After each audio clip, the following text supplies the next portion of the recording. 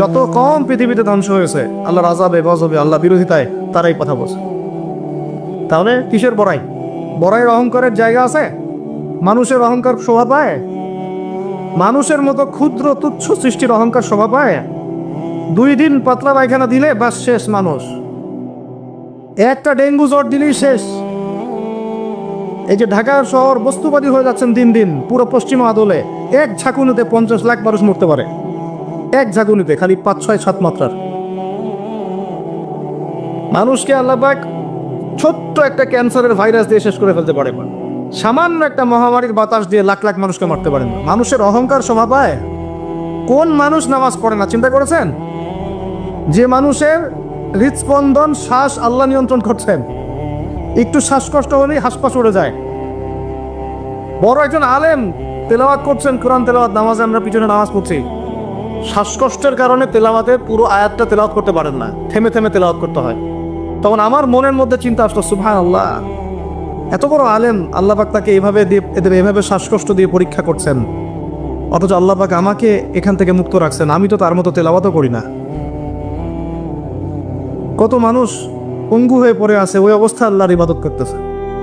কত মানুষের চোখ নাই, হাফেজে কোরআন হয়ে বসে আছে, মুফতি হয়ে বসে আছে না? তাই নেয়ামতের কথা স্মরণ করেন, আল্লাহ পাকের নেয়ামতগুলো স্মরণ করেন, বোঝার চেষ্টা করেন। আল্লাহ পাক সূরা দুহায় এটাই বলছেন, সূরা দুহার শেষে আল্লাহ পাক এটা বলছেন, আলাম ইয়াজিদকা ইয়াতীমান ফাআওয়া, তোমাকে আমি ইতিম অবস্থায় পাই নাই, আশ্রয় কি দেইনি? ওয়া ওয়াজাদাকা দাল্লান ফাহাদা ওয়া ওয়াজাদাকা আইলান ফাআগনা فأما اليتيم فلا تقهر وأما السائل فلا تنهر وأما بنعمة ربك فحدث।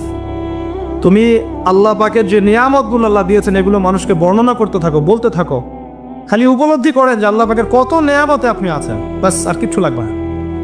আর আপনি আমি না থাকলে দুনিয়া থেমে থাকতো না, সব চলতো। তাহলে কিসের জন্য, কাদের জন্য আমরা এই হায়াত এবং সময়, রুজি, এনার্জি, যৌবন নষ্ট করছি? ভাই আমাকে বলেন, কাদের জন্য করছেন? যে আল্লাহর হাতে আপনার প্রাণ, একটু প্রেশার আপ ডাউন করলেই শেষ, একটু শ্বাসকষ্ট হলেই শেষ, একটু মহামারী দিলেই মাস শেষ। সেই মানুষ নামাজ পড়ে না, সেই মানুষ যাকাত দেয় না, সেই মানুষ বলছে যে পর্দা এই যুগে চলে না, ওই যুগে চলতো।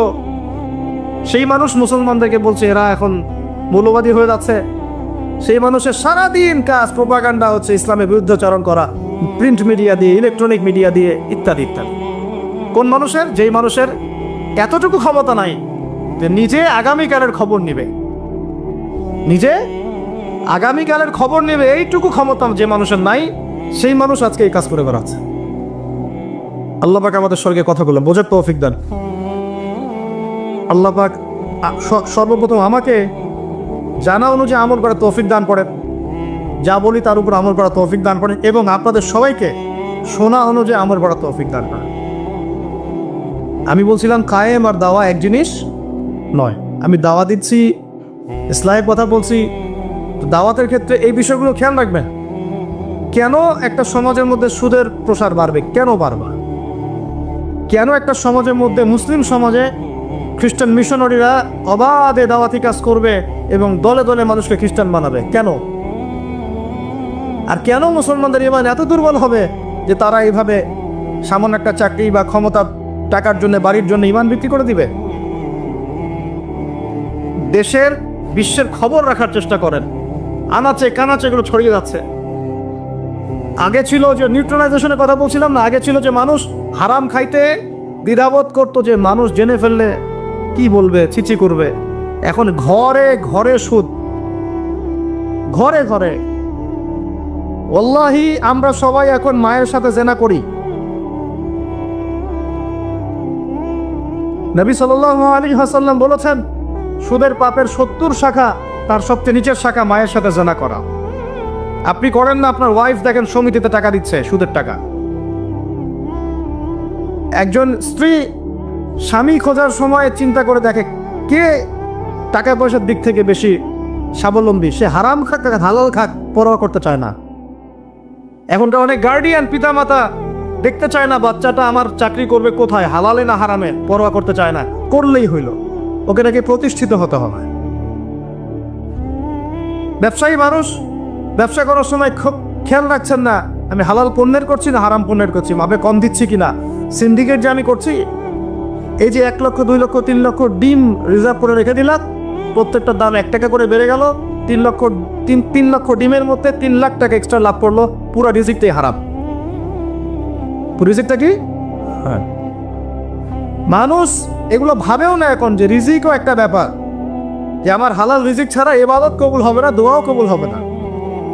ওর হারাম রিজিক নিয়ে সে বছর বছর হজমরা করতেছে।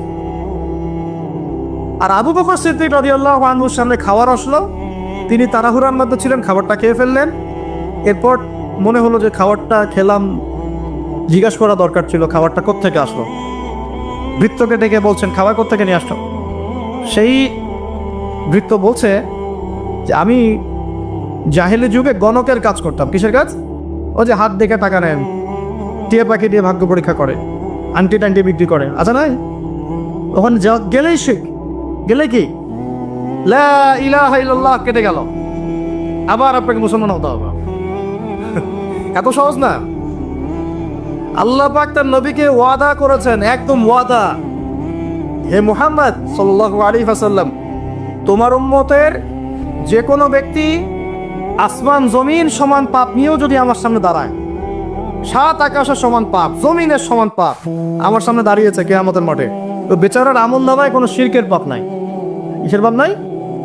আমি আল্লাহ তার সামনে আসমান জমিন সমান ক্ষমা নিয়ে হাজির হব। ওইটা কেটে গেল কোথায়? খালি গিয়ে বললেন যে দেখেন তো আমার হাতটা একটু দেখে দেন তো, কয়টা মেয়ে আছে আমার লাইফে, কয়টা বিয়ে হবে। ও আমার এই পাশে দাগগুলো দেখে, দেখে বলে যে 2টা।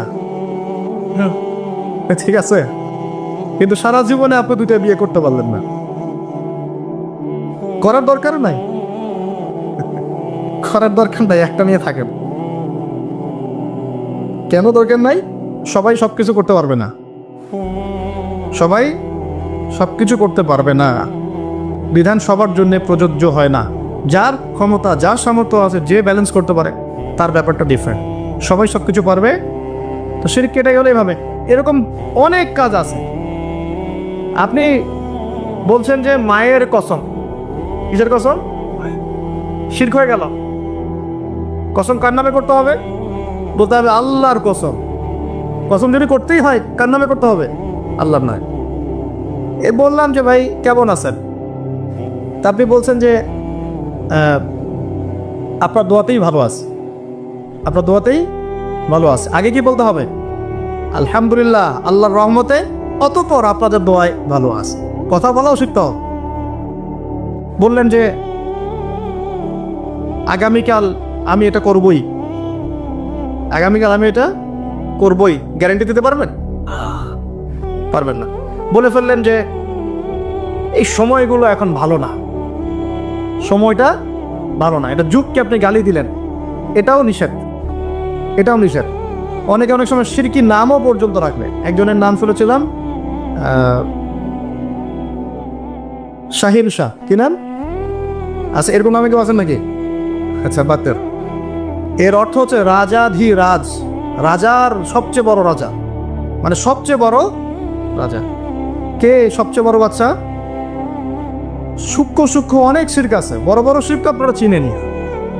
এদিকে বলছে ইহদিনাস সিরাতাল মুস্তাকিম, সরি, ইয়াকা না'বুদু ওয়া ইয়াকা নাস্তাঈন, হে আল্লাহ শুধু আপনারই ইবাদত করি, আপনার কাছেই সাহায্য চাই। বের হয়েই কবরে গিয়ে সেজদা করবা, ওখানে মৃত মানুষের কাছে সাহায্য চাচ্ছে। সেজদা কার জন্যে? সেজদা কি আল্লাহ ছাড়া অন্য কাউকে করা যাবে? সাহাবীরা কি আল্লাহ নবীকে সেজদা করেছিলেন? তাহলে আপনারা কত বড় মানুষ হয়ে গেছি? আমরা কি তাদের চেয়ে বড় হয়ে গেছি? হ্যাঁ, জরুরি। এইভাবে মানুষ শিরক করছে। তারপরে জবাই, কুরবানি কার জন্য করতে হয়? তো মানুষ তো অনেক সময় দেখা যায় যে জীবিত মানুষ মৃত মানুষের জন্য কুরবানি করছে। এখন গ্রামে গ্রামে ছড়িয়ে পড়তেছে কবিরাজি, তান্ত্রিক, কবিরাজ, বান মারা, টোনা, এগুলা। যে করবে সেও মুশরিক, যে ওখানে গিয়ে ধন্না দেয় সেও মুশরিক। হ্যাঁ, যে করবে সে তো মুশরিক হয়ে গেছেই। আর যে গিয়ে ধন্না দিচ্ছে যে আপনি আমাকে এগুলা থেকে বাঁচান, এবং সে জিনের সাহায্য নিয়ে বিভিন্নভাবে এই কাজগুলো করে দিচ্ছে, সমস্যা, ইমান কেটে গেল। কি করতে পারবেন? কোরআন এবং হাদিস থেকে চিকিৎসা করতে পারবেন, কোরআন সুন্নাহ থেকে চিকিৎসা করতে পারবেন। এগুলো বলা ঠিক না বা পাবলিকলি বলা হয়তো উচিত না, এগুলো আমাদের বিরুদ্ধেও করে মানুষ। হ্যাঁ, আমাদের বিরুদ্ধেও মানুষ এগুলো করে, মনে করে আমরা এগুলো বুঝবো না, বা আমাদের এইসব দোয়া কালাম জানা নাই, বা আল্লাহ পাক আমাদেরকে হেফাজত করবেন না, এমনটা মনে করে। আরে সমস্ত কাফেরকে যদি এক পাল্লা রাখা হয়, আল্লাহ পাকের সূরা ফাতিহাকে এক পাল্লা রাখা হয়, তুই পারবা নাকি? তো অযথা এইসব পরিশ্রম করো কেন? বরং কোরআন সুন্নাহ দিয়ে আল্লাহর কাছে এমন চিকিৎসা নেওয়া যায়, যেই চিকিৎসা ও তো অতিক্রম করতে পারবেই না, বরং করতে গেলে ও নিজে ধ্বংস হয়ে যাবে। কোরআনের উপর যেতে পারবে? এগুলো দিন দিন বাড়তেছে। আমি আপনাদেরকে কিছু চিকিৎসা বলে দিই, এগুলো আমল করেন, ইনশাআল্লাহ আল্লাহ পাক আপনাদেরকে হেফাজত করবেন ইনশাআল্লাহ। 1 নাম্বার তো নামাজ তো অবশ্যই পড়বেন, পবিত্র থাকবেন অজু অবস্থায়। 3 নাম্বার আয়াতুল কুরসি পড়বেন, আয়াতুল কুরসি। কোন সূরা আছে এটা? সূরা বাকারার 255 নম্বর আয়াত, আয়াতুল কুরসি। আর পড়বেন সূরা বাকারার শেষের 3 আয়াত, সূরা বাকারার শেষের 3 আয়াত। এর আগে সূরা ফাতিহা আছে, তারপরে পড়বেন সূরা ফালাক, নাস, ইখলাস, কাফিরুন। সূরা ফালাক, নাস, ইখলাস, কাফিরুন। পড়বেন সূরা জিনের প্রথম 10 আয়াত। কোন সূরা? সূরা জিনের প্রথম 10 আয়াত। পারলে পুরা সূরা ইয়াসিন, সূরা ইয়াসিন। তারপর সূরা সফফাত এর প্রথম 10 আয়াত, এর সাথে সূরা কাহাফের প্রথম 10 আয়াত। তারপরে সূরা তাহা, সূরা ইউনুস আর সূরা আরাফ। এই 3টা সূরায় জাদু, বান, টোনার এগুলোর বিরুদ্ধে কিছু আয়াত আছে। যেমন قالوا يا موسى إما أن تلقي وإما أن نكون أول من ألقى قال بل ألقوا فإذا حبالهم وعصيهم يخيل إليه من سحرهم أنها تسعى فأوجس في نفسه خيفة موسى قلنا لا تخف إنك أنت الأعلى وألق ما يمينك تلقف ما صنعوا إنما صنعوا كيد ساحر ولا يفلح الساحر حيث أتى। মানে এগুলো অর্থ জানলে আপনারা বুঝবেন। এগুলো পড়লে এগুলো একদম লোহার তরবারি দিয়ে যেমন আঘাত করা হয়, এভাবে আঘাত করা হয়, সব শেষ হয়ে যাবে ইনশাআল্লাহ তাআলা, ইনশাআল্লাহ তাআলা। তো কেউ যদি এগুলোতে আসক্ত থাকেন, এটা শেখ। এটা কি? উমর রাদিয়াল্লাহু আনহুর যুগে তিনি ফরমান জারি করেছিলেন, কেউ যদি জাদুবিদ্যার চর্চা করে তাকে হত্যা করবে, একদম গর্দান নামে কতল করে দিবে। এটা ইসলামিক লস। ইসলামিক তো বললাম যে ইসলামিক লস কায়েম করা এখন আমাদের পক্ষে সম্ভব, এখন সম্ভব না, কিন্তু ঈসা আলাইহিস সালাম অবশ্যই তা করবেন ইনশাআল্লাহ। আপনাদের কি মনে হয় ঈসা ইবনে মারইয়াম এসে মানব রচিত বিধান দিয়ে তার খেলাফা রাষ্ট্র কায়েম করবেন? জাতিসংঘে গিয়ে বলবেন যে আমাকে ফিলিস্তিনে একটা স্বাধীন রাষ্ট্র প্রতিষ্ঠার অনুমতি দেন, বলবেন? ডলার দিয়ে কেনাবেচা করবেন, তাই মনে হয় আপনাদের? ইলেকট্রনিক মানি দিয়ে, ক্যাশলেস সোসাইটি দিয়ে, এগুলো যা করার আছে করে নেন। করতে করতে যখন ক্ষান্ত হবেন, আল্লাহ পাক তখন ঈসা ইবনে মারইয়ামকে পাঠাবে ইনশাআল্লাহ। পৃথিবীর সমস্ত জুলুম উঠে যাবে ইনশাআল্লাহ। কোনো মাজলুমের অধিকার আর খর্বিত হবে না, প্রত্যেক মাজলুম তার অধিকার ফিরে পাবে ইনশাআল্লাহ। একটা ফিলিস্তিনের বাচ্চার রক্তের প্রতিশোধ আমরা নিব ইনশাআল্লাহ। একটা বোনের ইজ্জতের বদলা আমরা নিব ইনশাআল্লাহ। একটা ভাই যাদেরকে অন্যায়ভাবে হত্যা করা হয়েছে, এদের রক্তের বদলা আমরা নিব ইনশাআল্লাহ। আমরা বেঁচে না থাকলে আমার সন্তান নিবে ইনশাআল্লাহ, ও বেঁচে না থাকলে তার সন্তান নিবে ইনশাআল্লাহ। আমরা কিছু ভুলি নাই, ভুলে যাবও না ইনশাআল্লাহ। এই দুনিয়া ততদিন পর্যন্ত ফানা হবে না যতদিন এই দৃশ্য বিশ্ববাসী না দেখছে ইনশাআল্লাহ। তোমাদের যা করার আছে করো, যা ইচ্ছা করতে থাকো। এখন বিশ্বের মুসলমানদের রক্তের হোলি খেলায় মেতেছে এরা, যেখানে মুসলমান সেখানেই নির্যাতন, চায়নায় নির্যাতন, ওইখানে ইয়াতে কি বলবো, ওটা কি সিরিয়াতে নির্যাতন, তারপর ইয়েমেনে নির্যাতন, ফিলিস্তিনে নির্যাতন, ইরাকে করে গেল, হ্যাঁ, তারপরে যে লেবাননে করে, জর্ডানে করতেছে, আরব কান্ট্রিগুলোর মধ্যে, আফ্রিকার কান্ট্রিগুলো, যে কোনো জায়গাতে তাকান দেখুন খালি মুসলমানদের উপর নির্যাতন আর নির্যাতন চলতেছে। এর জন্য শুধু ওরা দায়ী নয়, এর জন্য আমরাও দায়ী। কেন নির্যাতন আসবে না? কেন আল্লাহর গজব আসবে না? কারণ নবী সাল্লাল্লাহু আলাইহি ওয়াসাল্লাম তো বলেই গিয়েছিলেন যে শেষ জামানায় কাফের মুশরিকরা তোমাদেরকে এমন ভাবে আঁকড়ে ধরবে, ঘিরে ধরবে, যেন দস্তরখানায় সবাই খাবার খেতে বসেছে। মানে আমরা সবাই দস্তরখানে খাবার খেতে বসে যেমন করে বসি একসাথে, ওই যুগে বলছিলেন ইয়া রাসূলুল্লাহ সাল্লাল্লাহু আলাইহি ওয়াসাল্লাম, আমরা কি ওই সময় সংখ্যায় কম হব? অবাক হয়েছিলেন তারা, কারণ ওই সময় তো ইসলামের বিজয়ের যুগ। আমাদের এইরকম অবস্থা হবে যেখানে আমরা 313 মিলে 1000 বদরে ঠেকায় দেই, 700 মিলে উহুদের 3000 ঠেকায় দেই, মোতাব যুদ্ধে আমরা কত 3000 নিয়ে 2 লাখকে ঠেকায় দেই। ওই মুসলমানদের এই অবস্থা হবে? সাহাবীরা বলছিলেন অবাক হয়ে। তখন নবীজি বলছেন, হ্যাঁ তোমাদের অবস্থা এরকম হবে, তোমরা সংখ্যায় হবা সমুদ্রের ফেনার মতো। সমুদ্রের দেখতে পাচ্ছেন এখন খালি নাম কেউ আসতে মুসলিম বাড়তেই আছে। সমুদ্রের ফেনার মতো, কিন্তু দুইটা জিনিস তোমাদেরকে পেয়ে বসবে, এই দুইটার কারণে এই পরিণতি তোমাদের হবে। এক নম্বর হচ্ছে তোমাদের মধ্যে দুনিয়ার মহব্বত তোমাদেরকে পেয়ে বসবে, আর একটা আল ওয়াহান তোমাদেরকে ধরে ফেলবে। সাহাবীরা বলছে ওয়াহান কি? নবীজি বলছে তোমরা আল্লাহর পথে জীবন দিতে চাইবে না, এই ভয়, আল্লাহর পথে জীবন দেওয়ার ভয় তোমাদেরকে পেয়ে বসবে। এই দুইটা যখন তোমাদেরকে পেয়ে বসবে, তখন এই কাফের, মুশরিক, মুনাফিক যারা যারা আছে সবাই মিলে তোমাদেরকে একটা কচু কাটা করে ফেলবে। হয়নি এখন এটা? শুধু এই যুগে না, প্রত্যেক যুগে যুগে যখনই মুসলমানদের উপর এই দুটা এসেছে, তখনই মুসলমানরা আক্রমণের শিকার হয়েছে। কখনো তাতারিদের হাতে, হ্যাঁ ওই যে চেঙ্গিস খানের বংশধর মনে আছে, মঙ্গলরা, ওরা এসে মুসলমানদেরকে একদম কেটে ফেলে দিয়েছিল। কতদিন? 40 দিনের মধ্যে বাগদাদে ওরা মনে হয় প্রায় 10 থেকে 15 লক্ষ মানুষকে হত্যা করেছে, ওই তাতারিরা মুসলমানদেরকে, আব্বাসীয়দের সময়। এরকম হিস্ট্রি অনেক আছে। তারপরে যখন এই ফাতেমি সাম্রাজ্য চলছিল, তখন ক্রুসেডাররা এসে মুসলমানদেরকে হত্যা করেছে। তারপরে আবার করেছে জেঙ্গিদের সময়, আইয়ুবীদের সময়, এমনকি মোগল সাম্রাজ্য। এর আগেও যখন দুনিয়া পৃথিবী ওখান ঢুকে গিয়েছিল, তখন দেখা গেছে যে মুসলমানদের মধ্যেই মারামারি চলতেছে। হ্যাঁ, ওখান থেকে গিয়ে কর্ডোবা ইসলামী খেলাফত হয়েছে। এগুলো হিস্ট্রি পড়বেন, ইতিহাস নিয়ে ইনশাআল্লাহ আরেকদিন কথা হবে।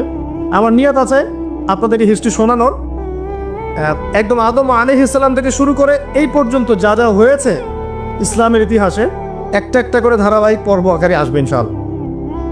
এতে করে খুব অল্প সময়, হয়তো 10 মিনিটের মাদ্রাসা এমন হতে পারে, বা 10 থেকে 15 মিনিটের মাদ্রাসা, এর মধ্যেই একটা একটা করে পর্বে একটা একটা করে হিস্ট্রি আসবে ইনশাআল্লাহ। যদিও খুব টাফ এই কাজটা করা, এবং এটার জন্য অনেক ইনভেস্টমেন্টের দরকার, আল্লাহ পাক যেন সহজ করে দেয় আমি।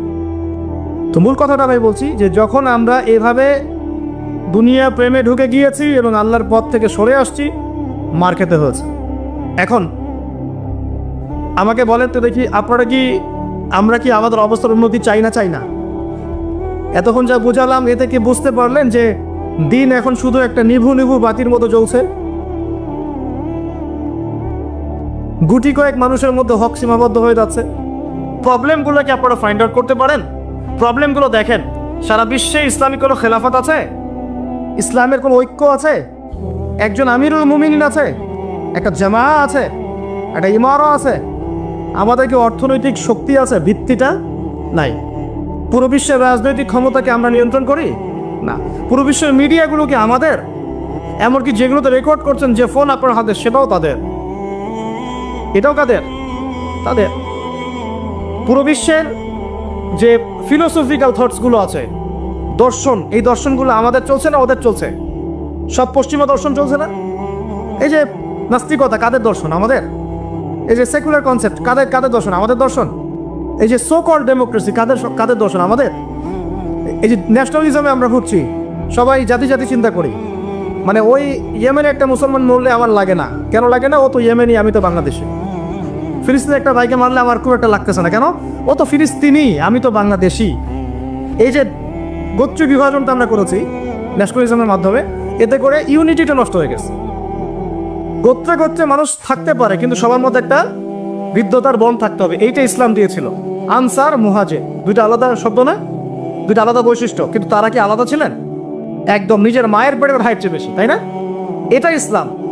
আর আমরা যদি বলি আনসার এক গ্রুপ, মুহাজির আরেক গ্রুপ, আনসারকে মারলে আমার কি, আমি তো মুহাজির, মুহাজিরকে মারলে আমার কি, আমি তো আনসার। এই কনসেপ্টটা হচ্ছে এইটা ন্যাশনালিজম কনসেপ্ট। এই চলছে, ও দিয়ে দিল ফরাসি বিপ্লবের পর থেকে, 1789 সালের পর থেকে এগুলো আসছে ওয়ার্ল্ডে। 1789 থেকে শুরু করে 1914 পর্যন্ত, এই সময়টাতে তারা বিশ্বটা দখল করেছে। কত সময়? 1789 থেকে 1914, এই যে সময়টুকু, এর মধ্যেই পশ্চিমারা বিশ্বটাকে দখল করেছে আবার নতুন করে। কোন কোন জায়গা দখল করেছে? প্রথমে পলিটিক্স, প্রথম জায়গাটা কি পলিটিক্স, তারপরে সামরিক শক্তি, ওদের মানে এক্সট্রাঅর্ডিনারি সামরিক শক্তি তারা বিশ্বকে দেখিয়েছে। আপনি যত কথা বলেন একদম পারমাণবিক বোম রেখে দিব তাক করে, আর বেটা তুই কথা বলতে পারবি না, এরকম একটা অবস্থা। বিশ্বাস করেন ব্যাপারটা এরকম। পুরো জাতি নিয়ে আপনি একটা ঐক্যবদ্ধ শক্তি করতে চান, একটা মিসাইল, পারমাণবিক মিসাইল এরকম রেখে দিবে, এই বাড়াবাড়ি করো না বেশি, একদম দিব লঞ্চ করে, বাস আপনি চুপ, একদম চুপ। কারণ ওইটা প্রতিহত করার তো আমার কাছে ওই নাই, ক্ষেপণাস্ত্র প্রতিরক্ষা সিস্টেম তো নাই। এখন আমি যদি বলি, আমার কথা কি মন খারাপ করবেন? আমি যদি বলি যে বিগত 50 বছরে আমাদের দেশ স্বাধীন হয়েছে কবে বলেন?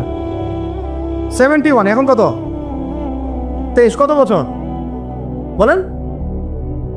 আমরা কি একটাও ক্ষেপণাস্ত্র তৈরি করতে পারলাম না?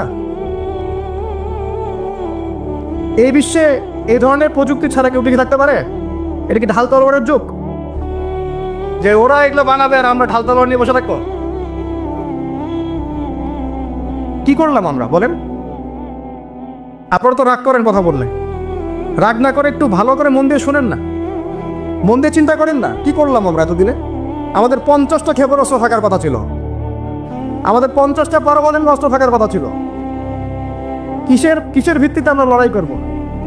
কিসের ভিত্তিতে আমরা লড়াই করব? মিয়ানমার যদি আমাদেরকে কালকে চাপ দেওয়া শুরু করে, আমরা কিসের ভিত্তিতে লড়াই করব? কি নিয়ে লড়াই করব? এমনকি পুরো মুসলিম বিশ্বের বড় বড় পরাশক্তিগুলোর সাথে আমাদের সম্পর্ক কতটুকু ভালো। ইরান বুঝে ফেলতেছে যে রাশিয়ার সহযোগিতার দরকার আছে, কারণ রাশিয়া হচ্ছে এখনকার আমেরিকাদের বিরুদ্ধে একটা সুপার পাওয়ার, তাই না? অনেক কান্ট্রি এখন ওদের সাথে যুদ্ধ করতে গেলে রাশিয়ার সাথে বন্ডিং করে। এটা ওয়ার্ল্ড অ্যাফেয়ার্স। আমরা বিগত 50 বছরে কি করতে পারি না, ব্যর্থতার ইতিহাস রচনা করা যাবে। কি বলতেছেন আপনি? কি বলতে চান? এটা রচনা করা যাবে একটা ইতিহাস। পদে পদে দুর্নীতি করেছে, পদে পদে টাকা আত্মসাৎ হয়েছে, পদে পদে হক নষ্ট করা হয়েছে। এগুলো সব আমাদের সম্পদ ছিল, জনগণের ছিল। আমি কোনো পলিটিক্যাল পার্টি করি না, কখনো করিও নাই, আমার করারও কোনো শখ নাই। কিন্তু একজন জনগণ হিসেবে, সাধারণ জনগণ হিসেবে এই কথাগুলো বলছি। প্রত্যেক পদে পদে দুর্নীতি, টাকা আত্মসাৎ, সিস্টেম লস। কেন? একটা ছেলে যোগ্যতা আছে, চাকরি পাবে না কেন? ওই ছেলের যোগ্যতা আছে, কেন চাকরি পাবে না? আপনি আল্লাহর কাছে কি জবাব দিবেন? আপনারা বলেন, আপনারা আল্লাহর কাছে কি জবাব দিবেন? ওর যোগ্যতা আছে, কেন সে পেল না? কেন একটা গভর্নমেন্ট প্রতিষ্ঠানের মধ্যে পদে পদে আমাকে ফাইল ট্রান্সফার করতে হবে, সবাইকে টাকা খাওয়াতে হবে কেন? আমার তো যোগ্যতা আছে, আমি তো হকের উপর আছি। বিসিএস তো কোচিং আমিও করেছি, আমি তো ক্যাডার হতে পারতাম, আমি কেন হতে পারলাম না? কেন চান্স দিলেন না? কেন বড় বড় পরীক্ষার প্রশ্ন ফাঁস হয়ে যাবে? কেন একজন ডক্টর যাকে আমরা আমাদের ট্যাক্সের টাকা দিয়ে আমাদের ভাইরা বেতন দিচ্ছে, ও কেন দেরি করে হসপিটালে আসবে? কেন আসবে? কে ব্যবস্থা নিবে এগুলোর এগেনস্টে? আমরা ব্যবস্থা নিতে পারবো? আপনাকেই তো নিতে হবে। ওমর ইবনুল খাত্তাবের মতো শাসক কে হবে? আপনাকে হতে হবে, আমরা তো হব না। আর আমাদের সেই যোগ্যতাও নাই, ইচ্ছাও নাই। আমরা দায়িত্ব নিতে চাই না, দায়িত্ব ছেড়ে দিতে চাই। ইসলাম কি বলে? দায়িত্ব নিতে বলে না ইসলাম বলে যে যোগ্যকে দায়িত্ব দিয়ে দাও। কোন সাহাবী দায়িত্ব নিজেকে চেয়ে নেন নাই, কখন বলেছেন আমাকে দেওয়ার দরকার নেই, তাকে দিয়ে দাও।